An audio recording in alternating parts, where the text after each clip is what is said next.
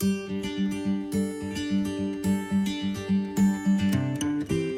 guys, Elijah here. I know this staying at home thing kinda stinks, even if it is for our own good. So to help make it a little more fun, we've started a new series called Unlock the SWOK, where we are going to all sorts of neat places and meet great people and have awesome adventures all across Southwest Oklahoma, or as I like to call it, SWOK. So let's do this thing. Welcome to Unlock the SWOK. Today I'm going to be joined with Miss Felicia from Frederick. Good morning. How are you today? I'm doing good. Great. Well, I can't wait to tell you about Frederick. I can't wait too. I can't wait either. Great. Well, I'm going to put some pictures up on the screen. I've got some slides to share so that everybody can see the things that I'm talking about today. Sounds great. So, who painted that wall? Well, this mural was painted by Dr. Bob Palmer, and if you are in Oklahoma, you probably have a mural that he's painted in your town. He has done a lot of really great work around Oklahoma. Our 500 Club and Tourism Committee here in Frederick decided that we wanted him to come down and put some things that make Frederick special so that as folks drive through, they can catch a glimpse and maybe pique their interest so that they'll want to come back and visit. Well, that sounds good. And I also see a lot of bombers and planes. Why are those there? Well, let me tell you, I'm going to flip through real fast.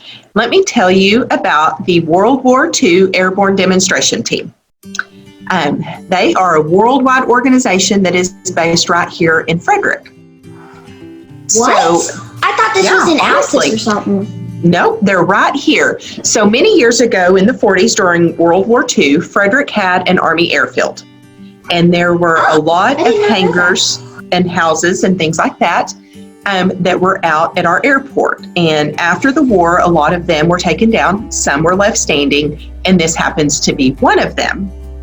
So how many are standing? There are 2 left standing. This is the one that is being used right now. Whoa. The group was based somewhere else, and their mission is to remember, honor, and serve World War II veterans. And so when they found out that there was an empty Army airfield hangar from that era, they packed up and they moved to Frederick, and they have remodeled it. They've got C-47s from World War II. They've got automobiles, parachutes, everything that is from that era. And there's one of the airplanes right there. That's Bbogie That is Baby. so cool. And isn't there a plane that's called like the Bbogie Beanie? Or what is it called? Bbogie Baby. That's her right there. That's their first plane. They bought it and have completely refurbished it, and that is what they do their jumps out of. In the past couple of years, they've been able to buy a second plane called Wildcat, and so now they can have 2 sets of jumpers going during their parachute school. How did they both get their names? Wildcat and Bbogie Baby. Those, I believe, were names of planes that flew during World War II. Back then, it was a very big deal to name a plane. There are lots of graphics on those planes. They're really, really beautifully done. And so I'm not sure if they, I'm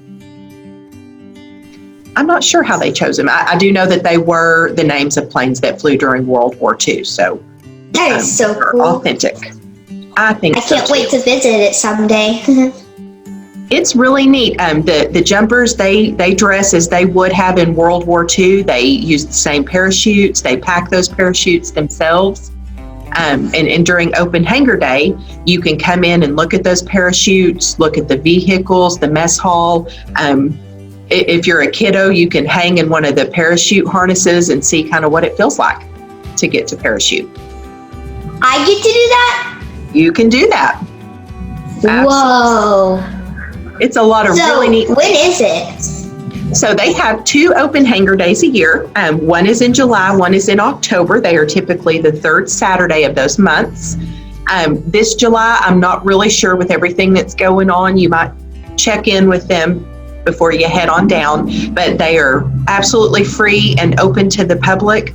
The earlier in the morning you get there, the better. You can watch them jump. You can watch them drive back in, pack chutes, do all kinds of really cool things. My pops loves planes, so I think I want to take him with me. He would love it. I tell you, there is something for everybody of all ages out there. Definitely. Have you ever jumped from the plane? I have not jumped from the plane. I am a feet on the ground kind of girl. I just enjoy watching other people do that. I'm afraid of high heights. I like roller coaster rides and stuff like that. I just can't go into the sky heights. I agree with you 100% on that. I will tell you though, they typically, as space allows, you can, for a fee, I think you have to be 8 years or older, you can go up and ride in the plane. You don't jump out of it, but you can take a ride in the plane. So that is one way they help fund their organization. Yes. I know, it is mind-blowing. I can't imagine. Whoa. Cool. So the World War II Airborne Demonstration Team, they are southwest of town. And so I always encourage people, when you're out that direction, there's another place I always want them to visit, and that is Hackberry Flat Wetland Preserve. It's a European apartment? Not quite. I think the birds that fly up through might think it's their apartment. It's where, when they are migrating, they can stop over and get a drink of water and a bite to eat and keep heading on down the road. What do they eat?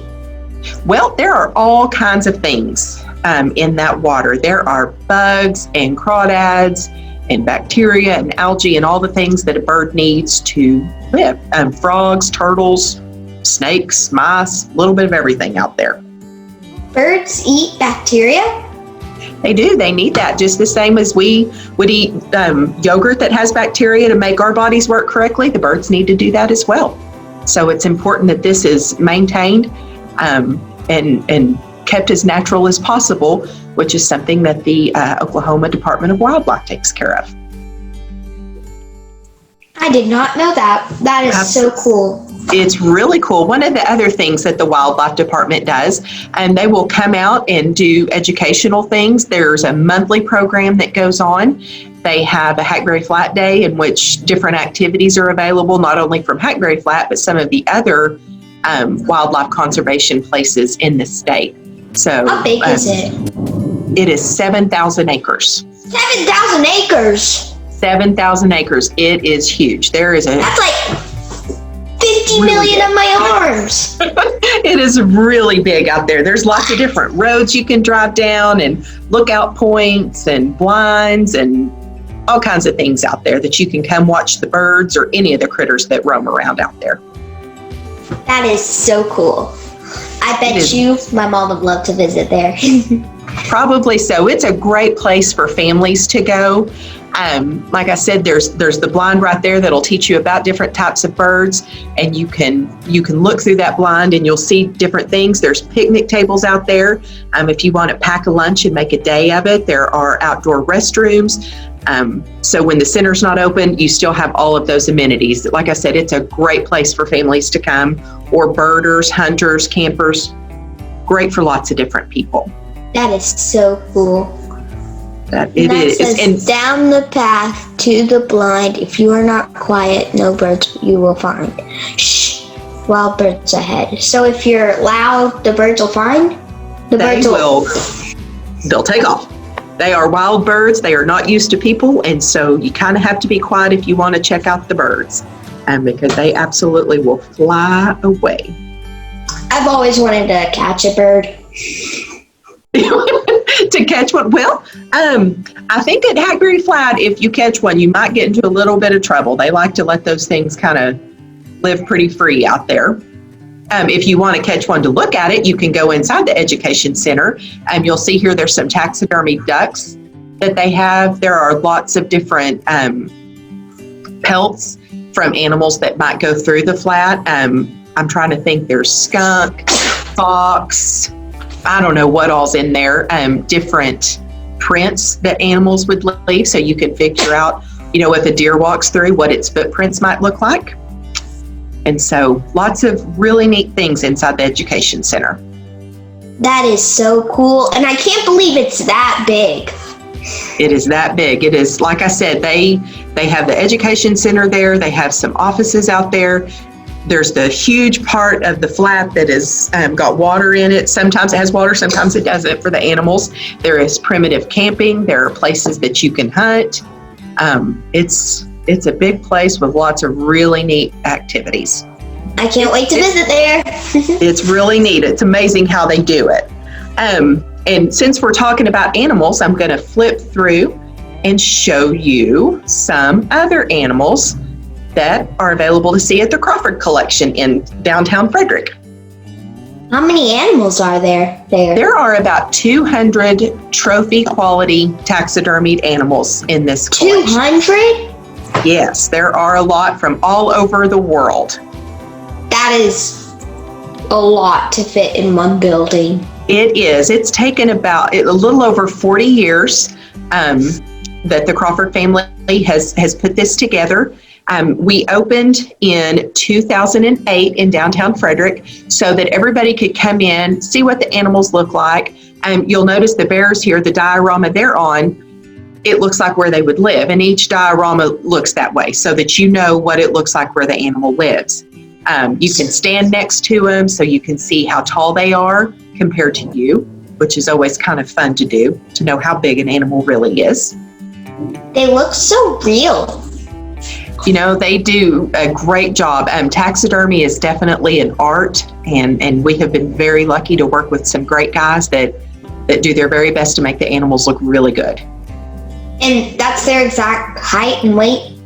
It is. It is exactly what that animal would look like running down the plains. Yes. Whoa.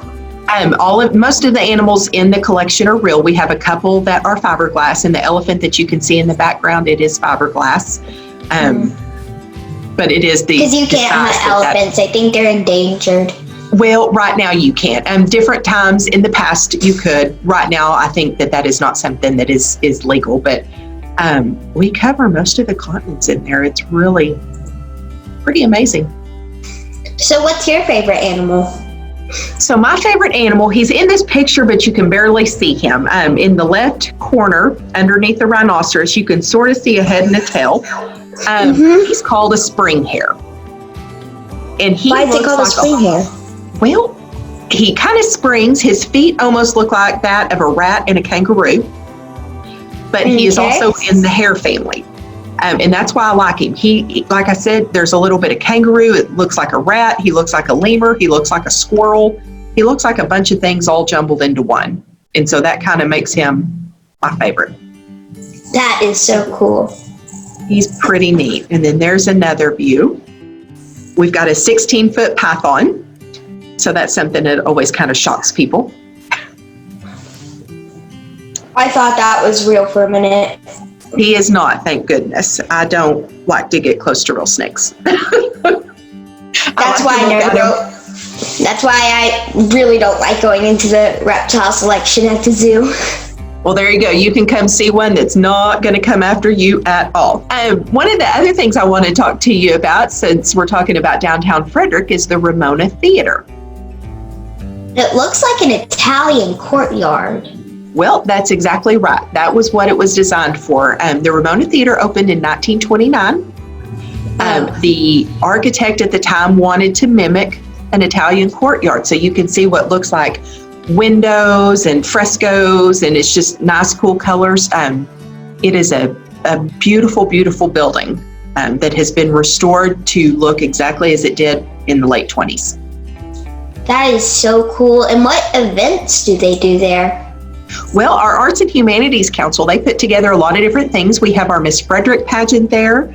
They show movies at different times of the year. They do plays, breakfast with Santa, lots of different activities to get people in the theater and looking around and getting to enjoy its beauty. Man, I want to see one of their movies. It's fun. At Christmas, they always show a Christmas movie. There's been different times where they've had girls' night and shown movies that women love. There's been family movies, documentaries, lots of different types of things. So it's always a fun time to get to go to the Ramona Theater. I love documentaries. Good. There's a picture of the outside as well. It looks so different from the outside.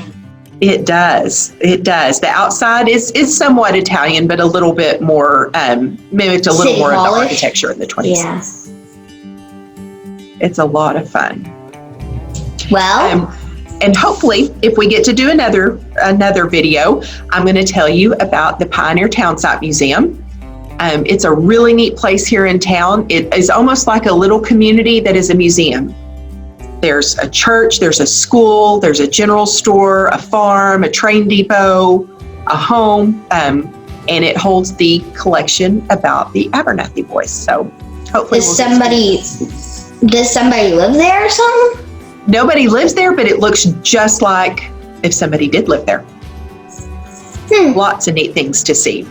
They have a family fun day and do lots of activities. So there's a lot to see there just to look around. And then when they have activities, it's just even that much better. Well, I can't wait to go see it. Well, I hope you will put that on your list after all of this is over with. You can get out and come and see all these neat things in Frederick. Do you have any activities that I can do? Or anybody can do? Yes, absolutely. Right now on the Crawford Collection Facebook page, we've got a crossword puzzle and some color pages. The Pioneer Townsite, they've got coloring books that are available. You can go to their website and get those. So you can have a little bit of fun and learn. I believe the coloring book is about the Abernathy boys, so you can learn about them. You can find links to both of those things on the Frederick Chamber of Commerce website. It's frederickokchamber.org. And if you want to click on that tourism button there, it'll tell you all about these things. I will show you that coloring page next time we see each other. That'd be great. I would love that. Thank you so much for talking with me and telling me about Frederick. I can't wait to visit it. Well, thank you so much for having me today, and I look forward to seeing you soon. Bye. Bye-bye.